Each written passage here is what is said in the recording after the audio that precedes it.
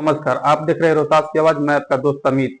बिहार में 4 सीटों पर उपचुनाव होने वाले हैं और इसमें तरारी सीट की बहुत ज्यादा चर्चा होने वाली है। आज हम तरारी सीट की ही बात करने वाले हैं कि प्रशांत किशोर ने किस प्रकार बीजेपी कैंडिडेट विशाल प्रशांत को हरा दिया है। जब से प्रशांत किशोर तरारी विधानसभा सीट से अपना कैंडिडेट उतारे हैं, तब से ही पता चल गया है कि सुनील पांडे के सुपुत्र विशाल प्रशांत हारने वाले हैं, क्योंकि जिस प्रकार से प्रशांत किशोर ने अपना जातिगत कार्ड खेला है, जातिगत कार्ड खेलते ही सभी को ये आशा होने लगी है कि प्रशांत किशोर इस बार बीजेपी को ही हराएंगे। ऐसे हम भी प्रशांत किशोर के बीजेपी के भी पार्टी बोलते हैं, लेकिन प्रशांत किशोर ने तरारी विधानसभा का समीकरण चेंज कर दिया है। प्रशांत किशोर ने वहां पर राजपूत समाज के उम्मीदवार को उतार दिया है और राजपूत समाज के उम्मीदवार को उतारते ही वहां पर ये बातें फिक्स हो गई है कि कहीं ना कहीं जितने भी राजपूत समाज के लोग हैं वो प्रशांत किशोर के जो कैंडिडेट है किरण सिंह, उनको सपोर्ट करने वाले हैं। और जब उनको सपोर्ट करेंगे तो बीजेपी पर ये वोट चढ़ने वाला नहीं है। अब जब बीजेपी पर वोट नहीं चढ़ेगा तो सुनील पांडे के सुपुत्र विशाल प्रशांत को इस बार तरारी विधानसभा सीट से जीतना मुश्किल नहीं नामुमकिन हो जाएगा। आप देखिए, समीकरण हम आपको समझाते हैं। ब्राह्मण समाज से आते हैं प्रशांत किशोर, तो ब्राह्मण समाज के तरारी विधानसभा में 30,000 वोट है और राजपूत समाज से आती है किरण सिंह। किरण सिंह राजपूत समाज से आते हैं, तो किरण सिंह का वहां पर राजपूत समाज का 20,000 वोट बैंक है। तो समझिए 20,000 और 30,000 50,000 ये हो गए।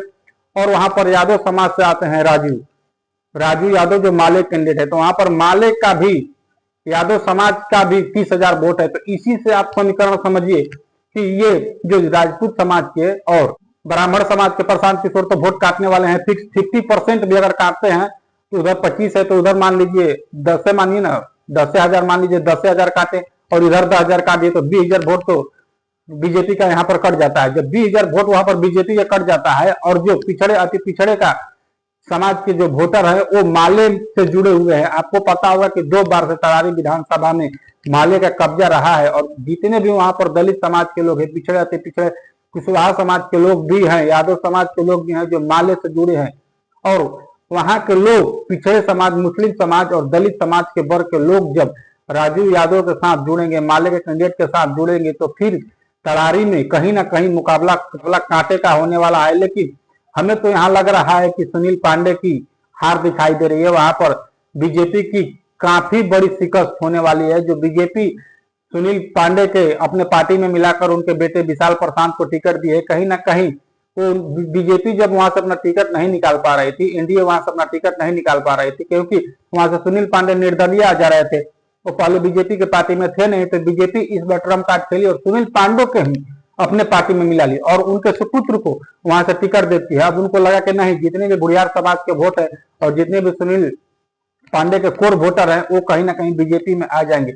लेकिन वहां पर सबसे बड़ी एक फैक्टर ये है कि वहां के दलित समाज के लोग जो हैं, पिछड़े अति पिछड़े अनुसूचित जाति के जो लोग हैं, वो लोग कहीं ना कहीं माले एकदम कैडर वोटर हो गए हैं। वो लोग माले को छोड़ना नहीं चाहते हैं और वो लोग माले से जुड़े हुए हैं। तभी तो वहां से माले 2 बार विधानसभा चुनाव में बीजेपी को, एनडीए गठबंधन को शिकस्त देने में कामयाब रही है। अब इसी बार देखना होगा कि ये उपचुनाव में किस तरह से तरारी विधानसभा चुनाव में इस बार या माले जीतती है या बीजेपी जीतती है। लेकिन जब से प्रशांत किशोर ने अपना कैंडिडेट राजपूत को उतारा है, तब से ये लग रहा है कि ना, कैंडिडेट उतारते ही प्रशांत किशोर के वहां से बीजेपी की शिकस्त सामने दिखाई दे रही है। और वहां के लोगों का ये कहना है कि कहीं ना कहीं यहाँ पर राजू यादव की बढ़त बना दिए हैं। और जब से प्रशांत किशोर यहाँ पर मुकाबला राजपूत के और बुढ़ियार में लाके खड़ा कर दिया है, तो जातीय समीकरण का बिहार में देखिए वर्चस्व होता है और बिहार में जातीय समीकरण पर ही चुनाव लड़ा जाता है। अब देखिए आने वाले समय में क्या होता है,